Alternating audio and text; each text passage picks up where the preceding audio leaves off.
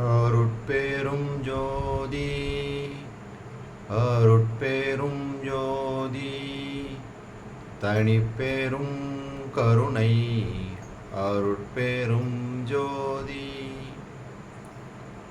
எல்லாம் செயல்கூடும் என் ஆணை அம்பலத்தே எல்லாம் வல்லான் தனையே ஏத்து. ஓம் ஸ்ரீ ராமலிங்காபயம். ஓம் ஸ்ரீ ராமலிங்காபயம். ஓம் ஸ்ரீ ராமலிங்காபயம். எல்லோருக்கும் வணக்கம். இது எனது யூடியூப் சேனலான எல்லாம் செயல்கூடும் வள்ளலார். நான் வள்ளலார் முத்து பேசுகிறேன். இன்றைய பதிவில் நாம் அத்வைதானந்த அனுபவ இடையீடு என்ற தலைப்பின் கீழ் வரும் 6வது பாடலுக்கான விளக்கத்தை பார்க்க இருக்கின்றோம். முதலில் நான் பாடல் வரிகளை படிக்கிறேன், பின்பு விளக்கத்தை பார்ப்போம். திருப்பொதுவில் திருநடம் நான் சென்று கண்ட தருணம், சித்தி எனும் பெண்ணரசி எத்தி என் கைப்பிடித்தாள், கருப்பறியாது எனை அதன் முன் கலந்த புத்தி எனும் ஓர் காரிகைதான் கண்டளவில் கலிந்து மகிழ்ந்திடுமோ, விருப்பமுறாது எனை முனிந்து விடுத்திடுமோ, நேயம் விளைந்திடுமோ, இவர்க்கு நிதம் சண்டை விளைந்திடுமோ, தருப்பொதுவில் இருவருக்கும் சந்ததி உண்டாமோ, தடைபடுமோ, திருவுளந்தான் சற்றும் அறிந்திலேனே. இதுதான் இந்த 6வது பாடல். இதுக்கு விளக்கம்: சிற்றம்பலத்திலே நினது திருநடத்தை நான் கண்டு கொண்ட தருணத்தில் சித்தி எனும் பெண் எதிர் நின்று என் கையை பற்றினாள். இருளறியாத என்னை அதற்கு முன்னே கலந்திருந்த புத்தி எனும் பெண் அச்சித்தியை கண்டு மனம் அன்பு கொண்டு மகிழ்வாளோ, அல்லது விருப்பமடையாமல் வெறுத்து ஒதுக்கிடுவாளோ, அல்லது நட்பு கொள்வாளோ, அல்லது இவர்களுக்கிடையே நாளும் சண்டை உண்டாகுமோ, அல்லது ஞான ஆகாய பொதுவாகிய சிற்றம்பலத்திலே இருவருக்கும் சந்ததி என்ற குழந்தை பாக்கியம் உண்டாகுமோ, அல்லது உண்டாகாது தடைப்படுமோ, இறைவனே நினது திருக்குறிப்பை அறியேன். இதுதான் இந்த 6வது பாடலுக்கான விளக்கம். சரி, இந்த பாடலுக்கு விளக்கம் பார்க்கும்போது நம்ம உரைநடை பகுதியில் வள்ளல் பெருமான் இந்த ஜீவன்கள் 2 விதமான ஜீவன்களை சொல்கிறாங்க. அதாவது விசேஷ ஜீவன், சாமானிய ஜீவன் அப்படின்னு சொல்லி விளக்கமும் கொடுத்துருக்குறாங்க. அதை பார்ப்போம். அதில் என்ன சொல்கிறான்னு முதல்ல பார்ப்போம். இதுக்கு பொருத்தமாக இருக்கும். இங்கே சொல்லியிருக்க விஷயமும் அங்கே சொல்லியிருக்க விஷயமும் கரெக்டாக பொருந்தி வருது. எப்படின்னு பாருங்கள். பரமாத்மா ஜீவாத்மா என்னும் இது எங்கே வருது அப்படின்னு பார்த்தீங்கன்னா, மனித தேகத்தில் கடவுள் காரியப்படுவதுன்னு சொல்லி 18வது தலைப்பாக வருது. பரமாத்மா ஜீவாத்மா என்னும் இரண்டின் நித்யா நித்தியங்களையும் பிண்டபேதத்தில் உயர்வு தாழ்வையும் காரிய காரண சம்பந்தங்களையும் தெரிவித்தல் யாதெனில், அதாவது எது காரணம் எது காரியம் அப்படின்னு சொல்லி வள்ளல் பெருமான் தெளிவாக விளக்குறாங்க. மன அறிவுனா என்ன, ஆன்ம அறிவுனா என்ன, அதையும் சொல்கிறாங்க. கடவுளை அறிய வேண்டில் ஆன்ம அறிவினால் தான் அறிந்து கொள்ளணும் அப்படின்னு சொல்லி அறிந்து கொள்ள முடியும்னு சொல்கிறாங்க. அப்போ மன அறிவு எங்கேருந்து செயல்படுது, ஆன்ம அறிவு எங்கேருந்து செயல்படுது, அதை அருமையாக அங்கே விளக்குறாங்க. எப்படி சொல்கிறாங்க பாருங்கள். சாமானியம் விசேடம் என்று ஜீவன் 2. ஜீவனுக்கு 2 பேர் வைக்கிறாங்க. ஒரு ஜீவன் சாமானியம், இன்னொரு ஜீவன் விசேடம் விசேஷம் அப்படின்றாங்க. இவற்றில் சிறந்தது சாமானியம், தாழ்ந்தது விசேடம். சரி, இது அதாவது எப்படி சொல்கிறாங்க அப்படின்னா, இங்கே ஜீவன் இருக்குது, இது சாமானியம், இது சிறந்தது அப்படின்றாங்க. இங்கே தொண்டைக்குழியில் இருக்கிறது விசேஷம், இது தாழ்ந்ததுன்னு சொல்கிறாங்க. சரி, ஜீவன் 2ன்னு 2 இடத்த காமிச்சிடுறாங்க. சரி, ஜீவன் 2 என்பது எவ்வாறு எனில், ஆன்ம காரணம் சாமானியம், ஆன்ம காரியம் விசேஷம். அதாவது ஆன்ம காரணமாக இருக்கிறது சாமானியம், காரியப்படுதல் ஆன்ம காரியமாக இருக்கிறது இந்த விசேடம். அப்போ 2ஐயும் டிஃப்ரென்ஷியேட் பண்ணி சொல்கிறாங்க. சாமானியம் என்பது ஆன்ம அறிவு, இது ஆன்ம அறிவு. விசேடம் என்பது மன அறிவு. அப்போ இங்கே உள்ள ஜீவன் இந்த மனம் இதுவும் வந்து தத்துவம். இங்கே உள்ள ஜீவன் வந்து தத்துவ கூட்டங்களோட செயல்படுது. அப்போ இங்கே உள்ள ஜீவன் வந்து இறந்துவிடும் அப்படின்றாங்க. ஆனால் இங்கே உள்ள சாமானியம் வந்து எப்போ இறக்காது. இது வந்து தத்துவ கூட்டங்களில் இல்லை, இது வந்து தனித்து இங்கே வந்து இயங்கிட்டு இருக்கு. இது வந்து ஆன்ம அறிவு. அப்போ இது வந்து இந்த கண்டத்தில் இருக்கிறது வந்து விசேடம் அப்படின்னு சொல்கிறாங்க. இதுதான் மன அறிவு. சரி, இது தத்துவங்களோடு சேர்ந்து இந்த உயிர் வந்து இயங்கிக்கிட்டு இருக்கு. சரி, இந்த தெளிவு நம்ம வச்சுக்கிட்டாதான் வள்ளல் பெருமான் என்ன சொல்ல வராங்கன்னு புரியும். இவை பூர்வோத்திரமாய் இருக்கின்றன. பூர்வம் என்பது லிங்கஸ்தானம், உத்திரம் என்பது பிந்துஸ்தானம். ஆதலால் சிருஷ்டிக்கு காரணம் லிங்கம். ஆதலால் சாமானிய ஜீவன் காரணப்பட விசேஷ ஜீவன் காரியப்படும். அதாவது இந்த சாமானிய ஜீவன் வந்து காரணப்பட இந்த விசேஷ ஜீவன் வந்து காரியப்படும். விசேஷ ஜீவ சம்பந்தம் இல்லாத பட்சத்தில் சிருஷ்டி காரியப்படாது. இந்த விசேஷ ஜீவன் இல்லாமல் சிருஷ்டி நடக்காது அப்படின்றாங்க. இது சாதாரண பாகம். அதே இது அசாதாரண சம்புபக்ஷ சிருஷ்டியில் சாமானியத்தை கொண்டே விசேடத்தை வெளிப்படுத்தி கொள்ளலாம். அதாவது இங்கே சம்புபக்ஷம் அப்படின்னு சொல்கிறாங்க. அதாவது அதுக்கும் வள்ளல் பெருமான் இதே உபதேச குறிப்பு இந்த தலைப்பில், அதாவது பேஷ போதமும் சிருஷ்டியும் அப்படின்ற தலைப்பில், அதாவது பேஷ பேதமும் சிருஷ்டியும் அப்படின்ற தலைப்பில் எத்தனை விதமான பிறப்புகளை வந்து கடவுள்னால் கொடுக்க முடியும் அப்படின்னு சொல்லி நிறைய சொல்கிறாங்க அங்கே. அதில் சம்புபக்ஷம் வாக்கினால் சொன்னவுடன் கருத்தரித்தல் அப்படின்னு சொல்கிறாங்க. சம்புபக்ஷம் அப்படின்னு வாக்கினால் சொன்னவுடன் கருத்தரித்தல் அப்படின்னா இங்கே வந்து என்ன சொல்கிறாங்க, விசேஷ ஜீவ சம்பந்தம் இல்லாத பட்சத்தில் சிருஷ்டி காரியப்படாது. இது வந்து சாதாரண பாகம். அசாதாரண சம்புபக்ஷ சிருஷ்டியில் சாமானியத்தை கொண்டே விசேடத்தை வெளிப்படுத்தி கொள்ளலாம். அப்போ அந்த சம்புபக்ஷம்ன்ற அந்த நிலையில் வந்து இங்கே இருந்து இந்த சாமானியத்தை வச்சே வந்து இந்த விசேட சம்பந்தம் இல்லாமல் அந்த சிருஷ்டியை பண்ணிக்கொள்ளலாம் அப்படின்னு சொல்லி சொல்கிறாங்க. சரி, சாமானியம் சந்தானம், விசேடம் அதற்குள் அடங்கியிருக்கும். பிரமாணம் யாதெனில் அங்குலிகளில் நகத்திற்கு அடி சந்தானமும் வளர்ச்சி விசேடமும் போல. அதாவது இங்கே என்ன சொல்கிறாங்கன்னா, சாமானியம்தான் வந்து அந்த காரணம் அப்படின்றாங்க, இந்த விசேடம் வந்து காரியம். அப்படின்னா அதுக்கு வந்து சாம்பிள் எப்படி சொல்கிறாங்கன்னா, இந்த நெகம் இருக்குது பார்த்தீங்களா, அந்த நெகத்தில் இந்த அடிப்பகுதி வந்து இது வந்து காரணம், இதுதான் வந்து சாமானியம். இந்த மேற்பகுதியில் வளர்ந்துக்கிட்டே வருது பார்த்தீங்களா, அதுதான் வந்து விசேடம், இது வந்து காரியப்படுது. அப்போ இந்த காரணம் காரியம், அந்த சாமானியம் காரணமாக இருந்து இந்த விசேடம் வந்து காரியப்படுது.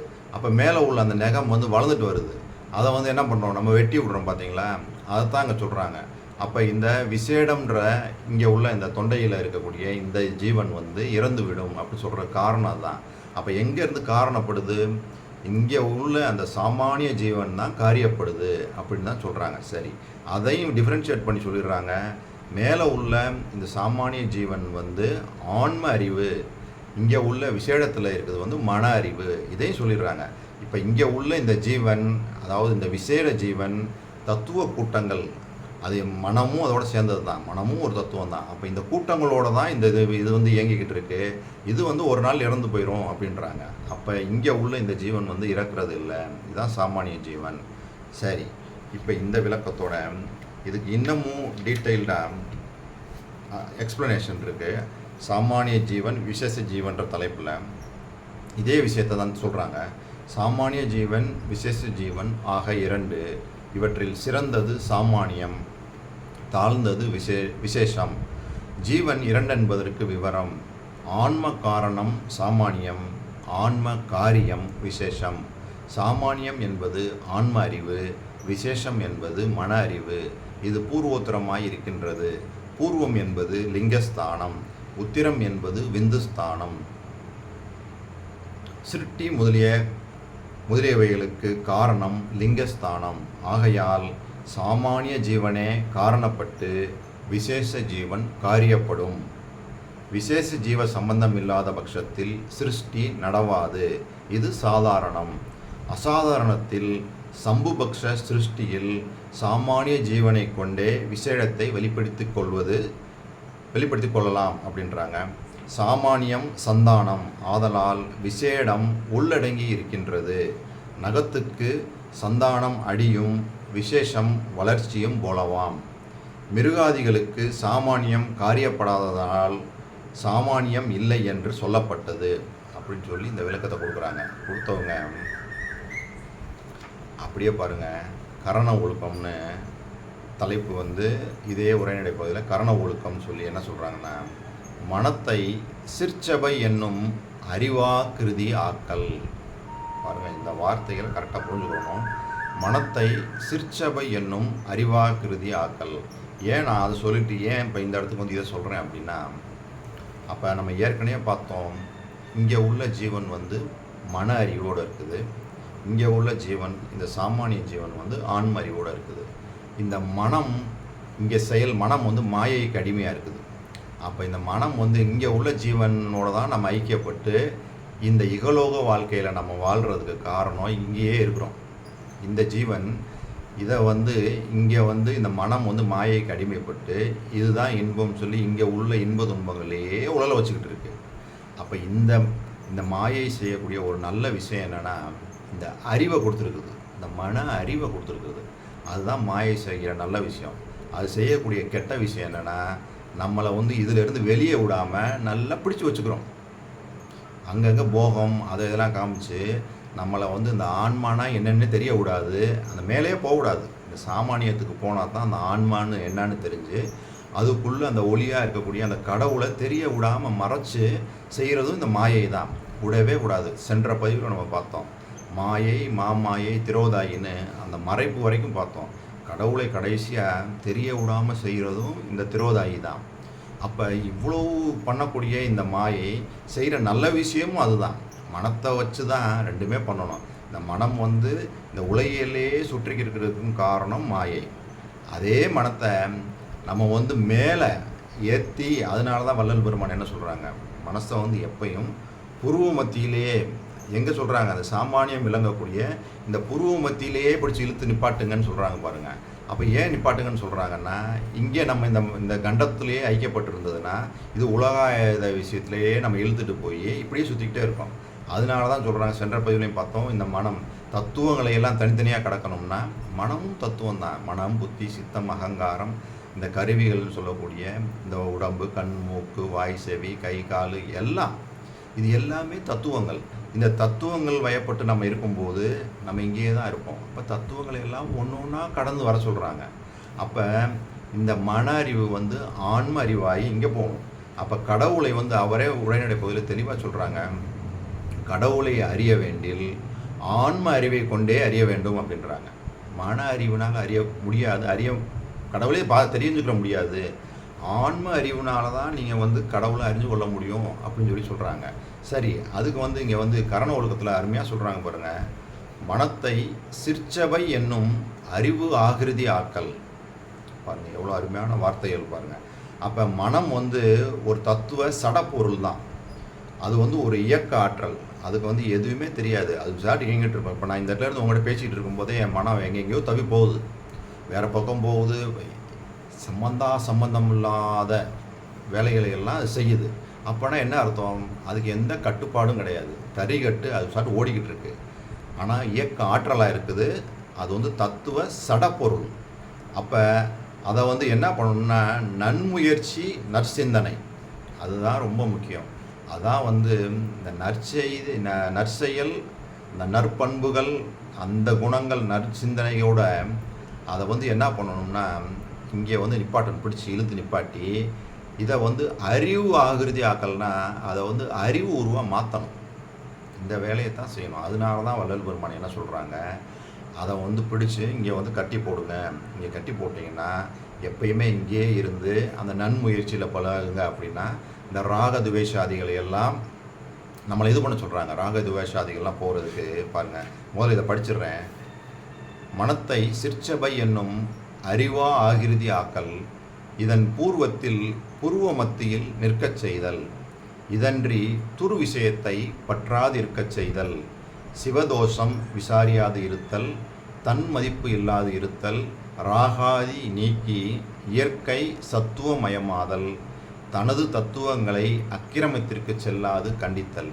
இதுக்கு விளக்கம் கரண ஒழுக்கம். கரணம் ஒழுக்கமாவது உண்மையான கடவுள் ஒருவரே என்று சத்திய சங்கல்பம் கொள்ளல், சிற்சபையின் கண் மனம் செல்லுவது தவிர வேறு எந்த வகை ஆபாசத்திலும் செல்லாமல் அதை இழுத்து மேற்குறித்த இடத்தில், அதாவது கடவுள் இடத்தில் நிறுத்துவது, பிறர் குற்றம் விசாரியாது இருத்தல், தன்னை மதியாது இருத்தல், செயற்கை குணங்களால் உண்டாகிய கெடுதிகளை நீக்கி இயற்கையாகிய சத்துவமயமாக நிற்றல், பிறர் மேல் கோபியாது இருத்தல், தனது சத்துருக்களாகிய தத்துவங்கள் அரிஷ்ட வர்க்கங்கள் மேல் கோபித்தல், அக்கிரம அதிக்கிரம புணர்ச்சி செய்யாது இருத்தல் முதலிய இவற்றையே கரண ஒழுக்கம் என்பர். பாருங்கள் எவ்வளவு அருமையாக இந்த இதெல்லாம் சொல்லியிருக்காங்க பார்த்தீங்களா. அப்போ இதில் சொன்னது மாதிரி இந்த கரண ஒழுக்கம், இந்த மனம் சுத்தமாகணும். எப்படிலாம் சொல்கிறாங்க பாருங்கள். பிறர் குற்றம் விசாரியாமல் இருக்கணும், தன்னை மதியாமல் இருக்கணும், செயற்கை குணங்களால் உண்டாகிய கெடுதிகளை நீக்கி இயற்கையாகிய சத்துவமயமாக நிற்றல். அப்போ இந்த மாதிரி விஷயங்கள் தான் நம்ம போய் பழகணும். இப்படி அப்போ இந்த மனசை சிற்சபையில் கொண்டு போய் வச்சு அது என்ன ஆகணும், நன்முயற்சி நற்சிந்தனையினால் அறிவு உருவாக மாற்ற சொல்கிறாங்க. அப்படி மாற்றினாதான் நம்மளுக்கு அவர் சொல்கிறது மாதிரி. அப்படி இல்லைன்னு வச்சுக்கோங்களேன், நம்ம இந்த மன அறிவிலே இருந்தோம்னா இந்த உலகாதாய விஷயத்திலே சுற்றிக்கிட்டு இருப்போம். அப்போ நம்ம இங்கே இருந்து இங்கே போனோம்னா தான் இவர் இங்கே சொல்கிறாங்க பார்த்தீங்களா இந்த பாடலில். அதாவது திருப்பொதுவில் திருநடம் சென்று கண்ட தருணம் சித்தி எனும் பெண்ணரசி என் கைப்பிடித்தாள். அதாவது இங்கே பக்குவம் இல்லாத நிலையை தான் சொல்கிறாங்க. அதாவது அவருக்கு அந்த என்ன சொல்லுவாங்கன்னா, அந்த வாழை மட்டையில் நம்ம தீயை பொறுத்து, அதாவது பச்சை வாழை மட்டையில் தீயை பொறுத்து முயற்சி பண்ணோம்னா பிடிக்காது. அது மாதிரி பக்குவம் இல்லாத அந்த அபக்குவிகள்கிட்ட கடவுள் அருள் காரியப்பட்டாலும் அந்த எந்த ஒரு சித்தியை பெற்றுக்கொள்ள முடியாது அப்படின்றாங்க. இங்கே அவருக்கு சித்தி கிடச்சிருச்சுன்னு சொல்கிறாங்க. கிடச்சிருச்சு, ஆனால் அடுத்து என்ன சொல்கிறாங்க, அந்த மனம் மகிழ்ந்துடுமா, ஏன் அந்த சித்தியை என்னால் அனுபவிக்க முடியுமானா அனுபவிக்க முடியாது. ஏன்னா இந்த இடத்துல அவருடைய மனம் அந்த ராக துவேஷாதிகள் அதோடு தான் இருக்குது. இந்த மனம் இந்த மாதிரி நன்முயற்சியில் இந்த மாயையோடைய அடிமையாக தான் இருக்குது இங்கே. அப்போ இந்த மாயையோடைய அடிமையாக இருக்கக்கூடிய இந்த மனத்தை என்ன பண்ணணும், நன்முயற்சியில் நம்ம என்ன பண்ணணும், நற்சிந்தனைகள்லையும் இந்த சிற்சபையிலேயே மனசை இங்கே நிப்பாட்டி அந்த அறிவு உருவாக மாற்ற சொல்கிறாங்க. அப்படி மாற்றினாதான் அந்த கடவுளை நம்ம தெரிஞ்சு கொள்ள முடியும். அப்படி இல்லாமல் நம்ம இங்கே இருந்துக்கிட்டே பக்தி எல்லாமே செய்யலாம். ஆனால் அவர் சொல்லக்கூடிய அந்த மரணமில்லா பெருவாழ்வை பெற்றுக்கொள்ள அங்கே போக முடியாது. இங்கே உள்ள எவ்வளோ வாழ்க்கையில் சின்ன சின்ன விஷயங்கள்லாம் நடக்கும், அதெல்லாம் ஒன்றுமே கிடையாது அப்படின்னு சொல்கிறாங்க. நம்ம அந்த வள்ளல் பெருமான் சொல்லக்கூடிய அந்த பூரணத்துவத்தை அடையணும் அப்படின்னா நம்ம என்ன பண்ணணும், இந்த மனத்தை கொண்டு போய் இங்கே போய் வச்சு அந்த நன்முயற்சியில் நற்சிந்தனைகள்லாம் இருக்கணும், இருந்து பழகி அந்த அறிவு உருவாக மாற்றணும் அப்படின்னு சொல்கிறாங்க. அப்படி இருக்கும்போது தான் நம்ம கடவுள் அந்த அருளை பரிபூர்ணமாக பெற்றுக்கொள்ளலாம். இந்த வரிகள்லையும் அதான் சொல்கிறாங்க. அப்போ கருப்பறியாது எனை அதன் முன் கலந்த புத்தி எனும் ஓர் காரிகை தான் கண்ட அளவில் கனிந்து மகிழ்ந்திடுமோ, விருப்பம் உறாது எனை முனிந்து விடுத்திடுமோ, நேயம் விளைந்திடுமோ, இதற்கு நிதம் சண்டை விளைந்திடுமோ, தருப்பொதுவில் இருவருக்கும் சந்ததி உண்டாமோ, தடைபடுமோ, திருவுளந்தாம் சற்றும் அறிந்திலேனே அப்படின்றாங்க. அப்போ நம்ம செய்ய வேண்டிய விஷயம், சிற்சபையில் மனசை நிறுத்தி அங்கே பழகணும், நன்முயற்சியில் இருக்கணும். அப்படி இருக்கும்போது தான் இந்த அபக்குவிகள் என்ன ஆகுது, அருமையாக சொல்கிறாங்க. அபக்குவிகள் இந்த ராகதுவேஷாதிகளை நீக்கிக்கொள்ளணும் அப்படின்றாங்க. அதாவது காமம், கோபம், லோபம், மதம், ஆச்சரியம், இந்த கெடு குணங்கள்.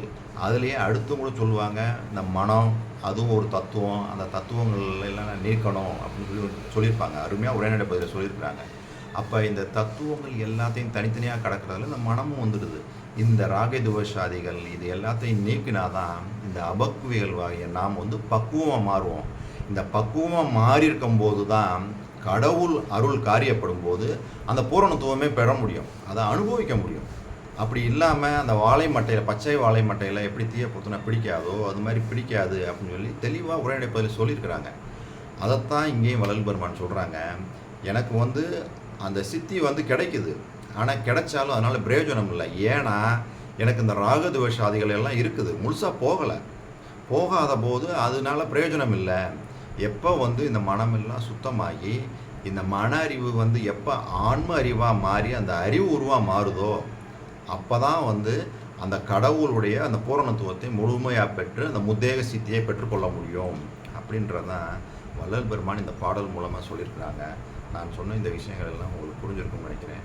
இதுவரை பொறுமை காத்து எனது வீடியோவை பார்த்த உங்களுக்கு கோடான கோடி நமஸ்காரங்களும் நன்றிகளும். மீண்டும் நாம் நாளைய பதிவில் 7வது பாடலுக்கான விளக்கத்தை பார்ப்போம். அருட்பெரும் ஜோதி அருட்பெரும் ஜோதி தனிப்பெரும் கருணை அருட்பெரும் ஜோதி.